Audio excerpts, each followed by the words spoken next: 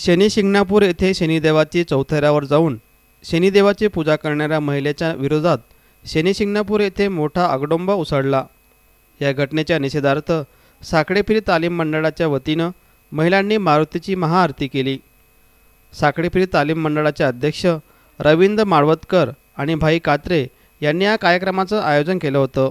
शनी शिंगणापूर येथे एका महिला भगिनीने शनी चौथऱ्यावर जाऊन शनिदेवाचे दर्शन घेतले। येथे महिलांना बंदी असताना हा प्रकार घडला। त्याचा शनी शिंगणापूर येथे मोठा विरोध झाला। पुरोगामी म्हणणाऱ्या महाराष्ट्रातील या भक्ती क्षेत्रात त्यानंतर या महिलेच्या विरोधात शनी शिंगणापूर बंद ठेवण्यात आले। विशेष म्हणजे येथील महिलांनी या घटनेचा निषेध करत एकदिवसीय उपोषण केले। जर एखादी महिला अशा प्रकारे देवाचं दर्शन घेत असेल तर त्याने काय फरक पडणार आहे असं म्हणत साखळेपीर तालीम राष्ट्रीय मारुती मंडळाच्या वतीनं महिलांच्या हस्ते मारुतीची महाआरती करण्यात आली। याबाबत निषेध व्यक्त करताना रवींद्र माळवतकर आणि राष्ट्रवादी काँग्रेसच्या महिला अध्यक्षा पली चाकणकर यांनी आपल्या प्रतिक्रिया व्यक्त केल्या।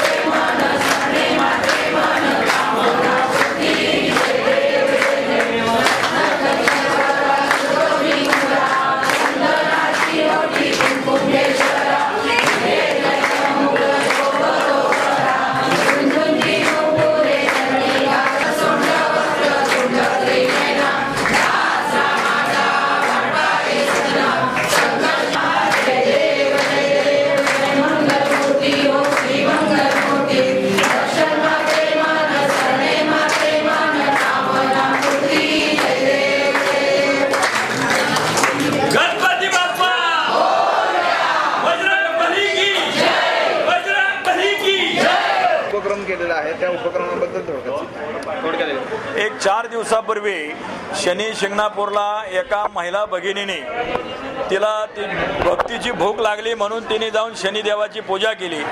ती शनिदेवाची पूजा केल्यानंतर महाराष्ट्रामध्ये प्रचंड प्रमाणात उलटसुलट चर्चा सुरू झाल्या।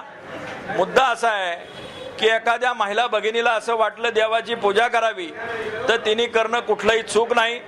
तिच्या भक्तीचा अधिकार नाकारण्याचा जो विचार आहे त्या विचाराचा आम्ही या निमित्ताने निषेध करतो आणि खऱ्या अर्थाने महिलांच्या हस्ते आम्ही मारुतीची पूजा आणि गणपतीची आरती ठेवली आणि त्याच्या मागचं कारणच असं आहे की महिलांना हा पूर्णपणे अधिकार आहे आणि वेगळ्या पद्धतीने आम्ही हा कार्यक्रम घेतलेला आहे। या कार्यक्रमामध्ये पूजेचा सुद्धा मान आम्ही आमच्या परिसरातल्या ज्या विधवा माता आहेत त्यांना मान दिलेला आहे आणि आम्ही त्या गोष्टीचा ह्या पूजेच्या माध्यमातून निषेध केलेला आहे।